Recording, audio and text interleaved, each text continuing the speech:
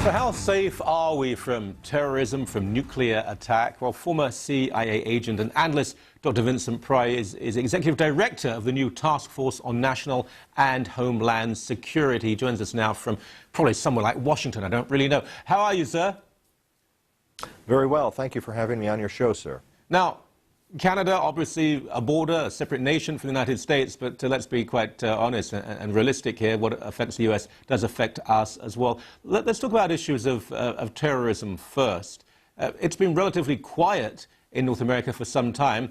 Is that because that we have dealt with potential threats, or have there been any real potential threats? Oh, we don't always hear about the things that have been attempted. It isn't always advertised on the news. So a lot of the successes or efforts are not necessarily known. And there are things happening by Iran, for example, the world's leading sponsor of international terrorism, that are extremely disturbing. For example, its relations with Venezuela, to attempt to establish missile bases there, practicing launching missiles off of freighters at sea, which we fear could be a mode of making an EMP attack against the United States. I've heard of and read of stories of this relationship between Iran and Venezuela, where Iranians will go to Venezuela and disappear. In other words, they're being given Venezuelan passports and citizenship, and they're moving abroad internationally. That's extremely worrying. It is. Our southern border is extremely permeable, and we know that they're a member of their members of their military and of the Iranian Revolutionary Guard who have connections to Hezbollah. International terrorist organizations are there in Venezuela. What are they up to? These are the kinds of things that are, one doesn't read about them that much in the press, but they could be signs of something much more ambitious and much bigger than 9/11. Yes. Now, it's true that fortunately we have not had another 9/11, another major terrorist attack on the United States subsequent to 9/11, but there have been several attempts that we've managed to thwart. And we know that Al-Qaeda and the international terrorist movement is interested in getting hold of nuclear weapons and other weapons of mass destruction and using them against us. We also know that they don't tend to think as we do. We're much more focused on, well, what's going to happen this year, where they have a longer perspective. They took years planning the 9/11 attack.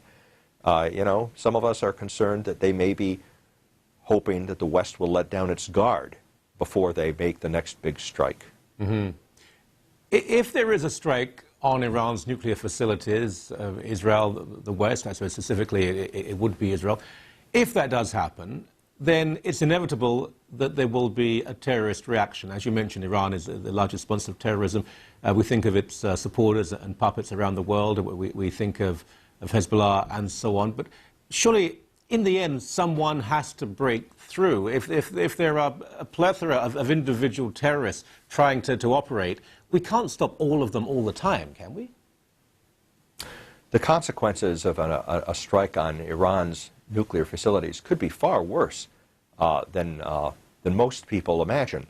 I wrote an article recently warning about the possibility of a nuclear EMP attack from Iran if we were to strike their facilities. The view isn't agreed upon by everybody that Iran does not yet have a nuclear weapon. I know that's the official position of the administration, and I know that's the official position of the Department of Defense. But personally, I think it's entirely possible that Iran might already have the bomb. And I've written about this a couple of times, and I'm not alone in viewing this. I know that there are many high-ranking former members of the intelligence community, including former director of CIA Jim Woolsey, who has publicly stated that, our intelligence on Iran is not so good that we can't rule out the possibility that they might already have the bomb. It's possible that they've got not only have the bomb, but they might have it loaded up on a Scud missile, sitting in a freighter, perhaps parked in Venezuela somewhere, waiting to execute a retaliatory strike, a catastrophic retaliatory strike against us, were we to attack Iran, go after the nuclear program. I'd like to say, well, that's reassured me, but that's absolutely terrifying. So damned if they do, damned if they don't. Last 40 Could I seconds give you a or so little reasons? Sorry, go ahead. Some of my reasons for thinking that it's possible that Iran could already have the bomb. You know, people, and the administration never addresses this background at all. But don't forget, during World War II, when the possibility of nuclear weapons was merely theoretical, nobody even knew if they would actually work. How long did it take the United States to develop not one bomb, but 2 atomic bombs, and 2 bombs of completely different design? It took 3 years. The whole Manhattan Project just took 3 years. And at the end of it, we had an implosion weapon and a gun-type weapon. Yep. One of them, we were so confident that it would work, the Hiroshima bomb, which was the gun-type weapon, that we didn't even test it. So this country... So I wish we had more time. We're about to lose our satellite link, but I mean, my golly, food for thought, food for leaving the country. Thank you so much for your time. I appreciate it. Thank you so much. Appreciate it.